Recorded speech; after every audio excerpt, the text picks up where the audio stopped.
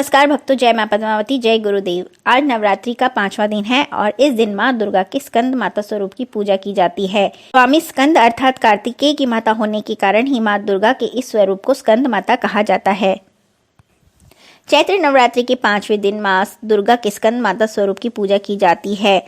ये बहुत ही ममतामयी रूप है और इनकी पूजा करने से बुद्धि का विकास होता है तथा ज्ञान की प्राप्ति होती है। स्वामी स्कंद बाल स्वरूप में मां की गोद में बैठे हुए होते हैं। मान्यता है कि निसंतान दंपति यदि सच्चे मन से इस दिन व्रत पूजा करते हैं तो उनकी सूनी गोद जल्द ही भर जाती है। शुभ्र वर्ण वाली स्कंद माता सिंह के अलावा कमल के आसन पर भी विराजमान रहती हैं, इसलिए माता को पद्मासना भी कहा जाता है। सच्चे मन से पूजा करने पर स्कंद माता सभी भक्तों की इच्छाओं को पूर्ण करती हैं और कष्टों को दूर करती हैं। संतान प्राप्ति के लिए माता की आराधना करना उत्तम माना गया है। माता रानी की पूजा के समय लाल कपड़े में सुहाग का सामान, लाल फूल, पीले चावल और एक नारियल को बांधकर माता की गोद भर दें। ऐसा करने से जल्दी ही घर में किलकारियां गूंजने लगती हैं। स्कंद माता मोक्ष का मार्ग दिखाती हैं और इनकी पूजा करने से ज्ञान की प्राप्ति होती है। माता का यह स्वरूप ममता, प्रेम और वात्सल्य का साक्षात प्रतीक है। छंदोगय उपनिषद के प्रवर्तक सनत कुमार की माता भगवती का नाम स्कंद है, अतः उनकी माता होने से कल्याणकारी शक्ति की अधिष्ठात्री देवी होती हैं।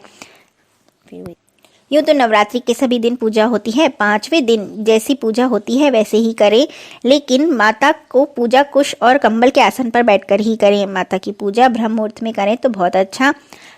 और स्थापित प्रतिमा और तस्वीर के साथ आसपास कलश के आसपास जल का और गंगा जल का छिड़काव करें। इसके बाद पूरे परिवार के साथ माता के जयकारे लगाएं। माता को पीली चीज़ें बहुत प्रिय हैं, इसलिए पीले फूल, पीले वस्त्र आदि अर्पित करें।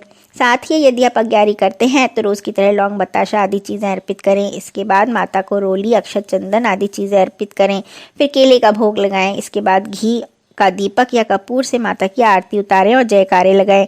इसके बाद आप दुर्गा सप्तशती और दुर्गा चालीसा का पाठ कर सकते हैं और माँ दुर्गा के मंत्रों का जाप भी करें। शाम के समय में भी माँ दुर्गा की आरती करें। यदि आप भोग में केसर युक्त खीर बनाते हैं और माता को भोग लगाते हैं या केले का भोग लगाते हैं तो बहुत अच्छा होता है। वहीं बुद्धि बल वृद्धि के लिए माता को 6 इलायची अर्पित करें और उनका सेवन करें। इसके बाद ब्रिंग स्कंद जन्यय नमः इस मंत्र का जाप करें। बुद्धि बल के लिए यह उपाय दोपहर के शुभ मुहूर्त में कर सकते हैं। स्कंद माता को कमल का पुष्प अति प्रिय है, इसलिए यदि आप माता को कमल का फूल अर्पित करते हैं तो माँ प्रसन्न होती हैं।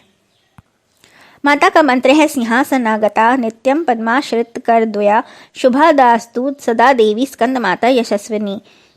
या देवी सर्वभूतेषु मां स्कंद माता रूपेण संस्थिता नमस्तस्यै नमस्तस्यै नमस्तस्यै नमो नमः। इसके बाद माता की आरती उतारें और अपनी की गई कोई भी भूल चूक के लिए क्षमा मांगें। संतान प्राप्ति की कामना के लिए एक चुनरी में नारियल बांध लें और नंद गोप ग्रहे जाता यशोदा गर्भ संभवा ततस्तौ नाश्यामी विंध्याचल निवासिनी यह मंत्र बोलते हुए देवी को नारियल और चुनरी को देवी स्कंद माता का ध्यान करते हुए माता के चरणों में चढ़ाएं। इसके बाद इसे शयन कक्ष में सिरहाने में रखें। ऐसा करने से मान्यता है कि स्कंद माता की पूजा करने से संतान प्राप्ति में आ रही बाधाओं का अंत होता है। इसके साथ ही यदि आप कर्ज से मुक्ति पाना चाहते हैं तो पान के एक पत्ते पर ह्रीम लिखकर माँ दुर्गा को अर्पित कर दें। इसके बाद इन पान के पत्तों को तिजोरी में रख लें। नौकरी में संकट या व्यापार में घाटा आ रहा हो तो एक पान का बीड़ा माँ दुर्गा के मंदिर में अर्पित करें। यह उपाय संध्या के समय करने में उत्तम रहता है। नवरात्रि में जब भी मंगलवार आए तो पान का पत्ता लेकर उसमें 11 लौंग और 11 इलायची रखकर उसका बीड़ा बना लें और इस बीड़े को संध्या काल के समय में हनुमान मंदिर में हनुमान जी को अर्पित कर दें या माता दुर्गा को पान के पत्ते पर गुलाब की 11 पंखुड़ियां रखकर उनके चरणों में चढ़ा दें। यदि आप किसी क्षेत्र में सफल होना चाहते हैं तो पान का पत्ता लें और उसके दोनों तरफ सरसों का तेल लगा दें। अब इसे शाम को देवी माँ की पूजा में अर्पित करें। फिर जब सोने जाएं तो इस पत्ते को अपने पास रख लें। सुबह उठकर इस पान के पत्ते को आप देवी माँ के मंदिर में पीछे रख दें। यदि दाम्पत्य जीवन में क्लेश चल रहा हो तो शनिवार को आप एक पान का पत्ता लें, उसकी चिकनी तरफ सिंदूर से जय श्री राम लिखें और इसे हनुमान मंदिर में ले जाकर रख दें।